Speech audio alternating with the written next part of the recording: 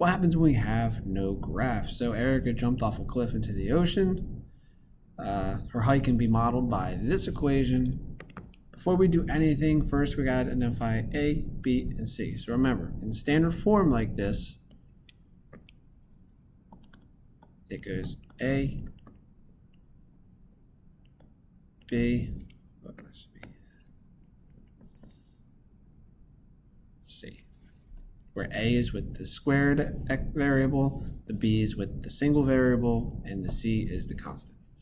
So in this case, A is negative 16, B is 16, C is 96.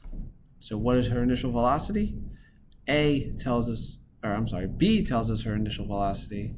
Her initial velocity is a positive 16. If it's positive, that means she's jumping up straight into the air. If it was negative, that means she would be throwing herself off the cliff. What is her starting height? That's given to us by our C value. So she's starting at 96 feet. Calculate the time it takes for her to reach the max height of her jump. So we are going to use the same equation we used when we were talking about max profit or when we were talking about max revenue, negative B over 2A. So we're going to do negative 16 over 2 times A, which gets us negative 16 over negative 32.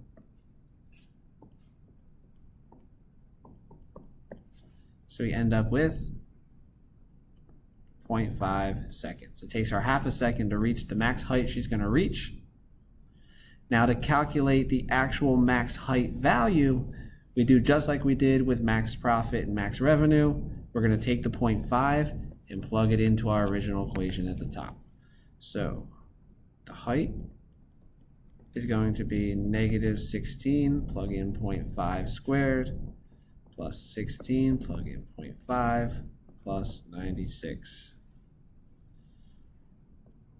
So we do negative 16, 0.5 squared, plus 16 times 0.5, plus 96.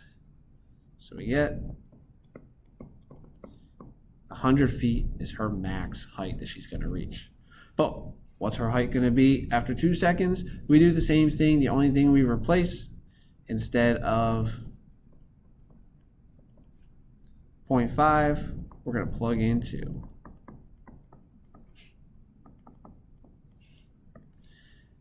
And if you just go up and hit enter, it'll copy everything down for you if you want, or you can retype it. It's up to you.